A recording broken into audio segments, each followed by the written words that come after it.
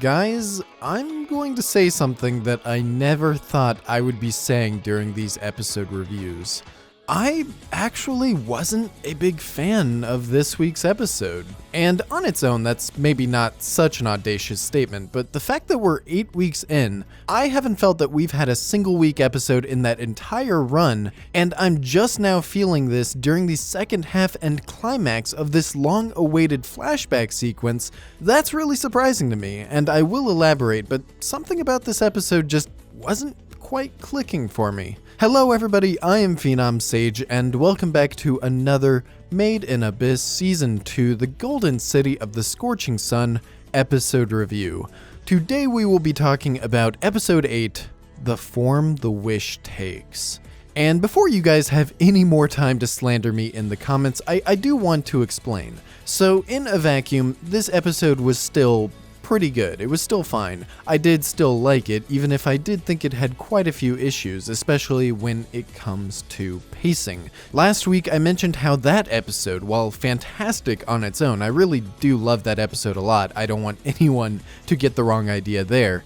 But in that review, I said that I did have a nitpick when it came to how the expedition into this sixth layer was paced out. I thought that they could have spent more time fleshing out the more procedural and survival aspects of this group before we immediately jump into everything going wrong. And I followed that up going even further and saying that whatever was coming next week in this episode right now, I wished that they were able to combine that into a double-length episode with last week's story, much like they did for the Season 1 finale. And now that 1 week later I have sat down and watched the conclusion to this flashback sequence, I am not only going to double down on what I said last week, I am going to triple down. I think that this flashback, and more specifically this second part of the flashback, really suffered for not being immediately attached to what came before. And just the screenplay in general this episode felt really off and very awkward in some places. The first scene of the episode,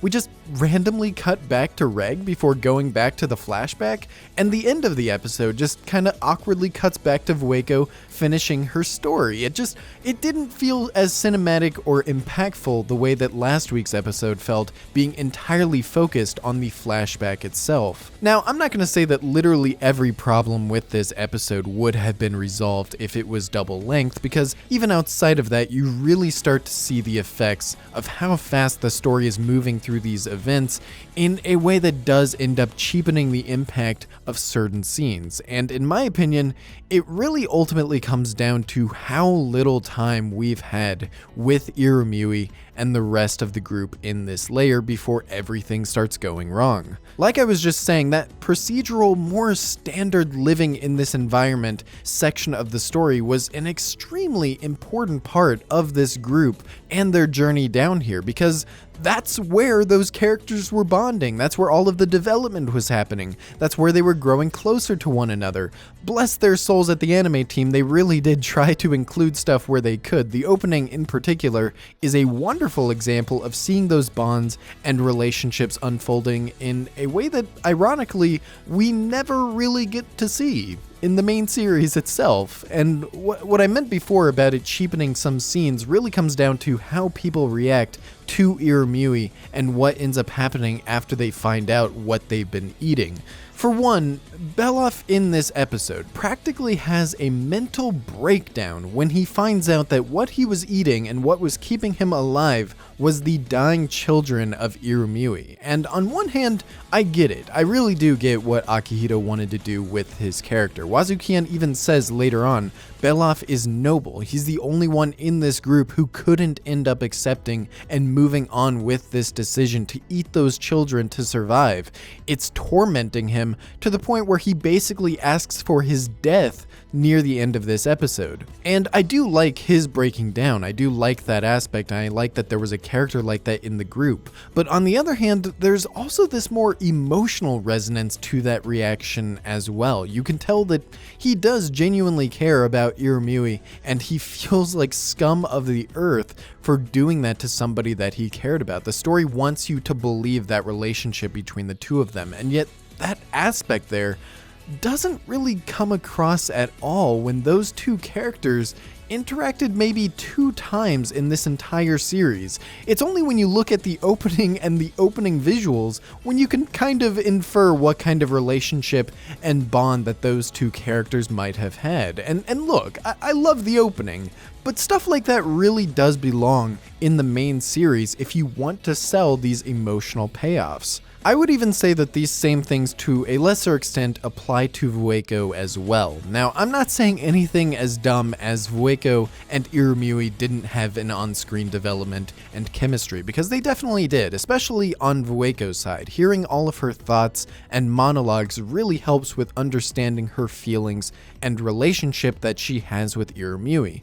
But I still don't think it was quite there, man. I still don't think it was on that level that really earned some of the emotional decisions and payoffs that end up happening in this episode. And the worst part is that I think it really could have earned those payoffs if there was just a bit more time and a bit more build-up to their relationship before things start going wrong. There is a chance that this episode will hit harder when you're watching it in a binge, when you can watch it straight after last week's episode. I did not rewatch last week's episode today to keep up that momentum, so maybe that part is all on me, but these things should still work in a vacuum, man. This is a series that's being released weekly, and I think this episode did struggle with that. I don't want to be too much of a downer though, because I did still like this episode, and more specifically what I really liked is Wazu-Kian, man. Wazu-Kian is becoming one of my favorite characters in the series, and I really hope that he still ends up having a role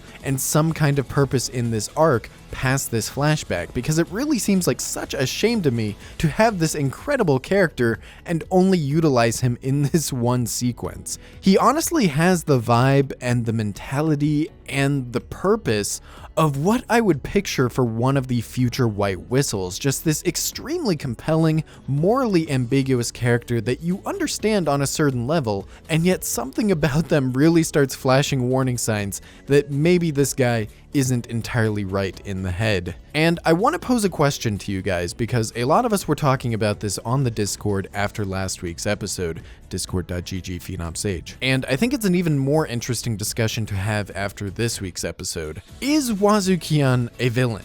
Is Wazu-Kian an antagonist? Is he somebody that you could put into that role? And last week, I was firmly on the side of Wazu-Kian not being a villain. He's not an antagonist, he's not opposing anybody, he just did the only thing that was available to them in order to save everyone in the group. And even if that thing was pretty horrible, even if he knew ultimately what was going to happen, it was still Irumyuui's wish, and he still let it happen because it was the key to their survival. However, this week's episode definitely raises a lot more questions about the nature of Wazu-Kian and the nature of the wish-granting egg, because we learned that there wasn't just one of those things, there wasn't just 2, there were 3 that Wazu-Kian found. And I'll overview this very briefly because there are many questions in this episode and many things that are confusing to me that I don't necessarily have the answer to. The first wish-granting egg last episode was given to Irumyuui and resulted in her giving birth to these children because that was what she wanted the entire series. That was her wish. The second wish-granting egg was given to Irumyuui again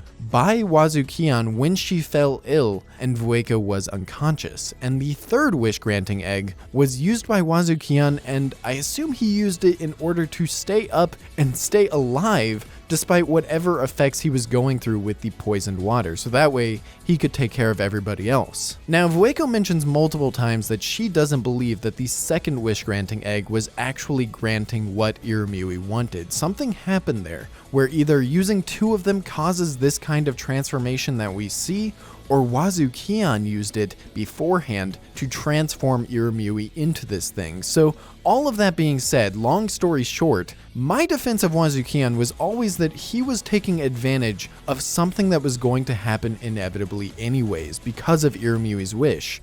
But if this transformation wasn't actually her wish, if he directly caused this to happen in one way or another, That's when you start getting into the territory that I could feasibly understand somebody saying that Wazukian is a villain. And it doesn't help that the kind of reactions and responses that they give him, in contrast to how horrible the things that are unfolding actually are just very disconcerting. And not only his reactions, but just the way that he talks and communicates with people. Even as Vueko is determined to not live in this village, Wazukian is doing everything in his power to manipulate her through his words, saying that if she dies, Iramui's wish won't be fulfilled. I still can't decide if I think he's an antagonist or not, and I doubt we'll get any more clarification on what actually happened here, so I guess it's just about letting it settle, letting it all sink into your mind, and seeing where you end up. There's a lot of things in this episode where I do think Wazukian is genuine and caring for the people around him. Maybe he does care about Iramui. Maybe he does believe that Vueko can't die and leave Iramui all alone. But at the same time, there's just as many things pointing against him as well. He can just as easily have this very malicious and warped love for Iramui, the same way that Bondrewd does for Prushka. You can never tell what's going on in the head of these kinds of characters, and regardless of whether he's an antagonist or not, I loved him this episode, man. I've loved him this entire series, and I really hope he still has more to do, because you would assume with this prophecy of his, with all of the work that he did to reach this village, he's convinced himself that this is the home that he and the rest of the group have been searching for all this time. You would assume that somebody like that wouldn't allow Faputa to destroy it the way that she's wanting to right now. All of that did, however, tie very nicely into this overall theme of Made in Abyss. I even mentioned this last episode, but just this one theme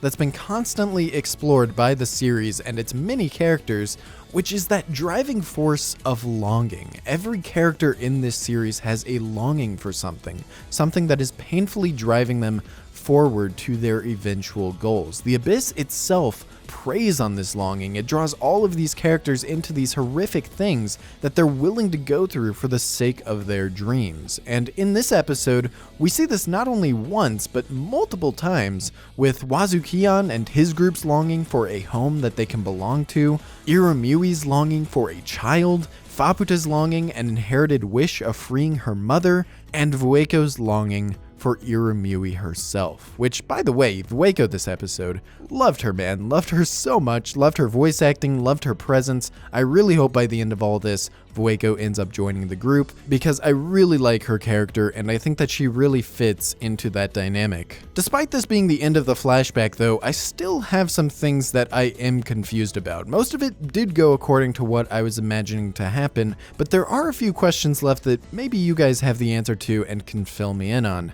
For one, I'm wondering how Vueko ended up being able to go inside the heart of the village without being transformed, because I always thought that this transformation was going to be more of a gradual thing that was under the control of Iramui, but it seems like it just happens to anybody that enters this field of the village, which is also why Faputa can't enter the village at all. So the only reasonable explanation I have here is that Iramui still somehow has some kind of conscious control of who and what gets transformed, even though that they did say that she's lost her own consciousness already. I'm also wondering how Iramui was eventually able to actually birth Faputa when all of the other children failed. It seemed like they were implying, since she absorbed 3 of the wish-granting eggs, that she was able to make that wish finally come true, but there was a lot of vague explanations and reasoning for a lot of the stuff that happened this episode, and that was one of them. The last question I have at this point is probably the one that the series actually intends you to have at this point, which is,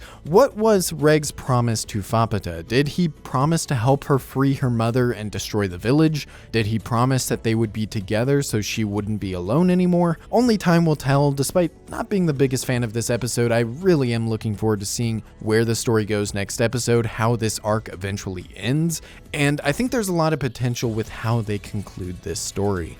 Let me know in the comments what you thought about this week's episode, if you share my complaints, or if you think I'm absolutely insane, and that this episode was actually really great and I'm just very dumb. I'll listen to it all, and if you want to talk about it more deeply, you can join the Discord server down below.